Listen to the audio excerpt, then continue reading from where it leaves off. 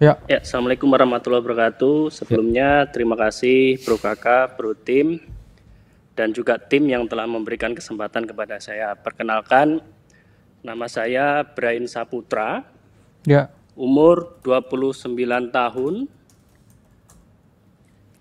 Pekerjaan saya sebagai seorang air traffic controller, berstatus karyawan di salah satu BUMN negeri Indonesia. Sudah menikah dan insya Allah bulan depan istri saya melahirkan, jadi ya mohon doanya supaya lancar. Nah, sebenarnya saya minder nih dari pemerintahan sebelumnya, kayaknya yang paling kacau nih mungkin nanti saya. Jadi secara umum cash flow saya, istri juga bekerja sebagai seorang tentara nasional Indonesia, yang mana total take home pay kita mungkin kalau dijumlah berkisar 30 sampai 40, cuman setelah 1,5 tahun saya rata-rata kok, dan juga Bro Kakak, saya ambil rata-rata bawahnya aja, anggap aja 27.500 satu bulan. Dengan pengeluaran, anggap aja saving ratio saya cuma 25 sampai 30 karena saya memiliki utang lumayan karena udah ngambil rumah dan cicilan, ngambil juga kredit mobil. Mobil itu cicilannya anggap aja 2 juta, rumah itu kurang lebih 5,5. Nah, ditambah dengan bantu orang tua juga dan sebagainya, lain-lainnya, pengeluaran yang wajib yang saya keluarkan itu ada bersama cicilan tuh kurang lebih 8 sampai 9 juta. Nah, untuk hidup dan akhirnya tadi kesimpulannya saya bisa saving ratio kurang lebih 25 sampai 30%. Yang bisa kamu tabung berapa berarti? 25 sampai 30%, mungkin 6,8 sampai sekitar 8 jutaan sebenarnya. Kita itu di 8 juta aja. Lanjut. Ya. Selanjutnya kondisi keuangan saya seperti tadi, saya cuma punya cash itu dana darurat di tabungan deposito dan juga reksadana kurang lebih 27 juta.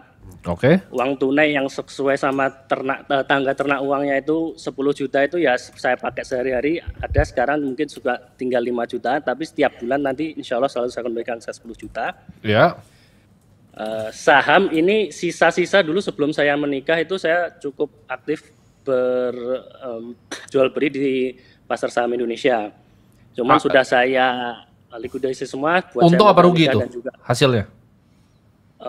Alhamdulillah untung. 2019 sampai 2023 itu kok kan ya kita karena COVID kayaknya semua saham gampang naik gitu ya kok.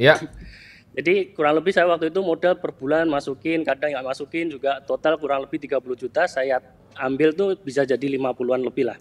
Nah itu sisa sekarang tinggal 1.800.000-an kurang lebih. Cuma tinggal Bert sama Bang Jatim kalau nggak salah. Nah, aset barang itu ada rumah tinggal yang mana rencananya ini mau saya sewakan atau saya jual. Sabar, rumah tinggalnya itu masih KPR? Iya, saya bukan KPR sih, tapi ambil tanpa anggunan kok. Jadi biar sertifikat hak miliknya ada di saya gitu. Jadi sewaktu-waktu saya mau jual lebih gampang.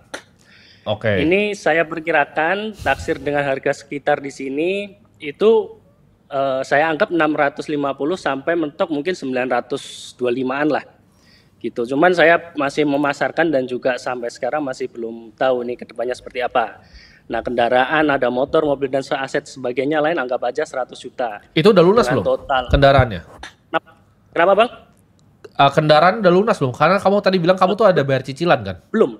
Ya, belum. Ada itu bukan aset kamu. Rumah. Itu bukan aset kamu. Cicilan rumah. Ya, cicilan rumah 490 sekian. Tapi ambil cicilannya tuh semua ya tanpa anggunan kok. Ya gitu. Jadi semua mau saya likuidasi sendiri sekarang, saya jual juga bisa buat nutup gitu ya. Mungkin ya kayak gitu. Mungkin kesalahan saya juga mungkin dulu terlalu ingin menggebu, butuh kendaraan dan sebagainya, akhirnya saya butuh. Ya akhirnya ngambil mobil dengan cicilan seperti itu. Nah, tapi jangan dilihat sebagai aset, itu bukan aset. Ya itu bukan aset kamu. Oh ya udah. Bisa kalau gitu intinya cicilan rumah itu kurang lebih masih pokoknya 400 sekian, mobil itu 60 sekian. Nah, harga mobil saya kisarkan ke 80, kendaraan motor yang sudah lunas 10 dan sebagainya aset sepeda dan lain sebagainya, itu saya perkirakan ya 100 juta kalau dikurangi sama mobil, jadi mungkin cuma tinggal 30 sekian mungkin gitu loh. Oke, sebentar. Kamu harus tahu dulu nih konsep aset dengan liabilitas. Jadi kamu tuh sekarang kondisinya kan kamu masih cicilan kan rumah kurang 400 juta, ya kan? Kendaraan juga belum lunas. Kamu tuh secara apa namanya kalau manusia kita bikin neracanya, kamu tuh minus. Kamu tuh nggak punya aset, kamu minus malah. Gitu. Jadi jangan kamu berharap itu karena tanpa anggunan kamu bisa jual. Jadi kamu ikutin dulu tangga kita. Ikutin pelan-pelan. Memang KPR tuh besar. Dibiarin dulu aja. Jangan dijual karena belum tentu laku. 650 juta kamu jual 500 juta pun belum tentu laku. Belum tentu ada yang mau beli. Gitu. Dan kamu rugi kan, kamu masih mesti nyicil tuh harga rumahnya, ya. Terus, kamu jual 400 juta pun belum tentu laku. Sulit ya properti. Sulit, properti itu sulit juga. Kamu laku pun di 350 juta, itu ntar dinego lagi, agentnya minta fee lagi habis itu. Jadi jawabannya biarin dulu gitu. Jangan terlalu diubah-ubah, ya. Kamu udah melakukan kesalahan dengan apa?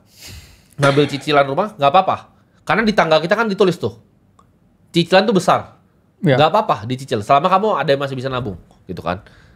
Nah, tangga pertama tuh kan cash 10 juta, kamu udah punya tuh.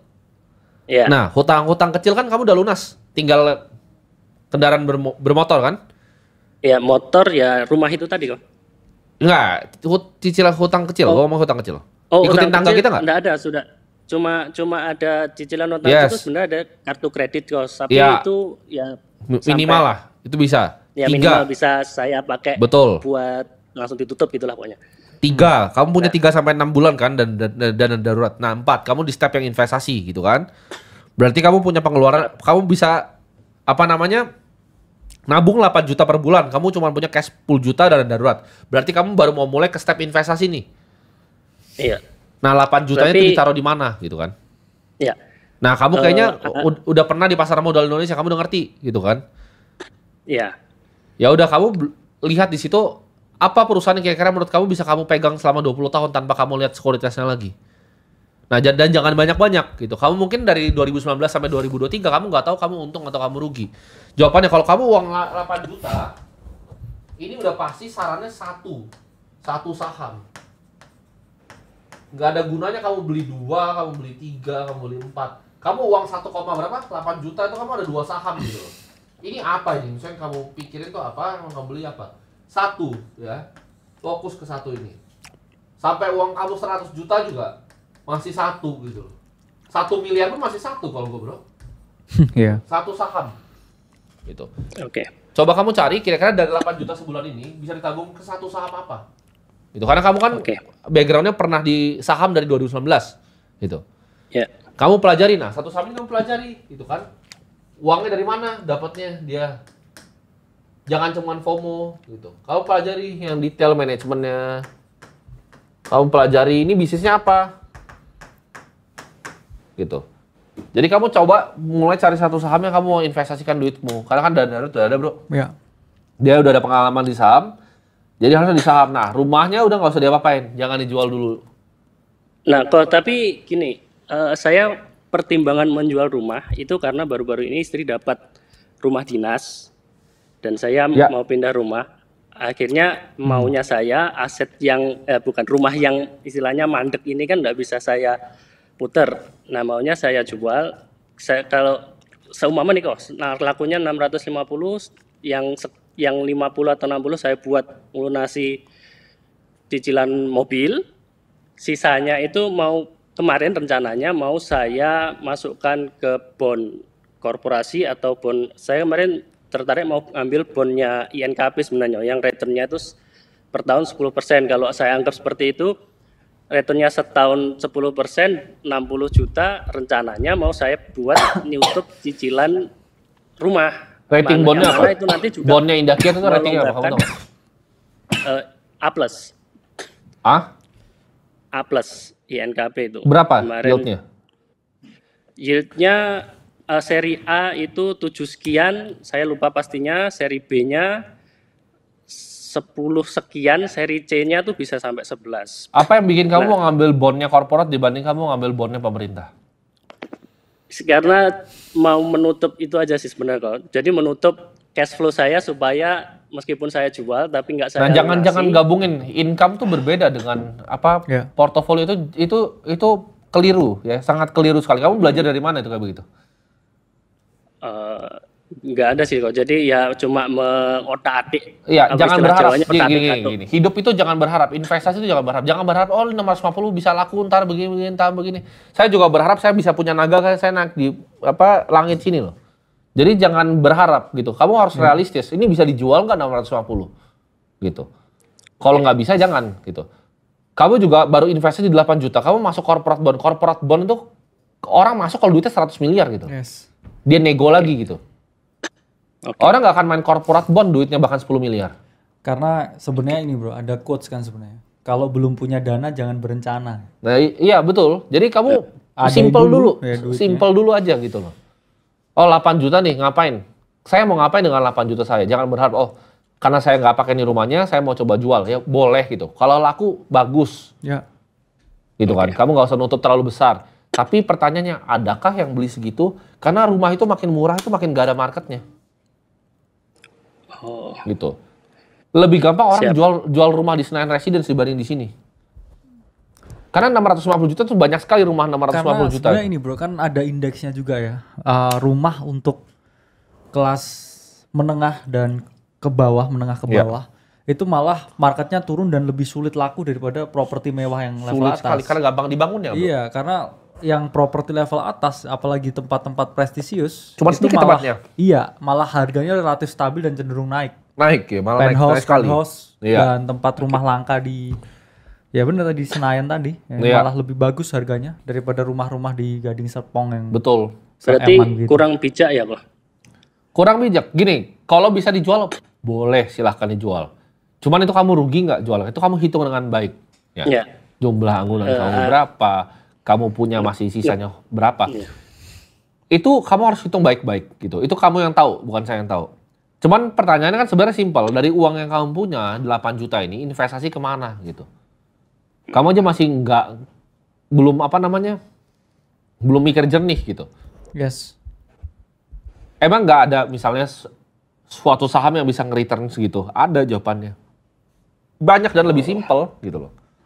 Kamu jangan main corporate bonds lah kalau duitnya belum miliar-miliaran. Karena saya belum pernah ketemu manusia yang mau beli corporate bonds duitnya belum miliar. Gitu. Berarti kalau pun selaku mending pakai bond pemerintah ya kok? Ya bond pemerintah aja yang orang biasa pakai gitu. Kamu simpel aja dulu. Uang kamu kan masih ratusan juta nih ya. Standar-standar aja FR. Saya bahkan gak saranin kamu pakai bond pemerintah yang USD loh. Kamu belum miliaran soalnya uang. Jadi simple, keep it simple gitu. Jangan kamu habiskan waktu kamu di malam hari nganalisa, lihat di Moody's gitu kan. Ini bond INKP nih, Dakyat nih Sinarmas berapa nih? Itu. Jadi trader bond nanti. kamu jangan jadi Bill Gross gitu. Jadi bond king kamu. Ya. Jadi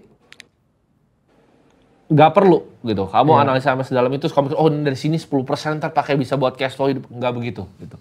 Itu fantasy land. Enggak, sebenarnya finance kan, apalagi personal finance kan nggak serumit itu kan bro. Simple, kita ngajarin simple. Input ya kita proses jadi output ya kan. Input ya kita kerja dapat gaji, proses diarahin kemana, outputnya apa, kemerdekaan finansial kah, melunasin utang kah, mau melipat gandaan kekayaan kah, sebenarnya simple. Ini kan bro ini sebenarnya simple banget kerjaan kan. Yes. Dia punya 27 juta dapat duit nih kan ya kan, pengeluaran kena cicilan segala macam, sisa 8-nya kemana? Gitu kan? Nah, kamu jangan bikin ribet hidup kamu yang sebenarnya sederhana. Gitu. Semoga terjawab ya Brian ya. Siap. Disederhanain aja. Jadi kamu analisa, kamu udah di saham dari 2019 nih. Jangan lompat-lompat nih, jangan dari saham terus kamu mau jadi bond trader, mau jadi ini. Sabar dulu gitu. Kamu jangan jadi ngeklip kupon. Boleh kalau kamu udah levelnya Sandiaga Uno boleh. Kamu main bond INKP boleh lah kalau kamu levelnya Sandiaga Uno. Kalau seumpama saya sewakan terus buat nutup cicilannya. Kalau dia mau sewa silahkan. Tapi kan kalau. Ya. 650 juta kalau ada yang mau beli 650 itu belum lu pakai buat benerin ini, benerin itu. Gentengnya bocor deh. Gentengnya bocor. Jadi kondisi ini banyak memang yang seperti ini. Jawabannya kamu nggak tahu kamu harus ngapain gitu. Nah, 8 juta itu ya kamu belilah buku cara ngatur duit 200.000 begitu, kamu pelajari gitu ya. Pelajari saham itu apa, cara analisanya bagaimana. Oke? Yes. Semoga terjawab, Brian. Siap. Mantap.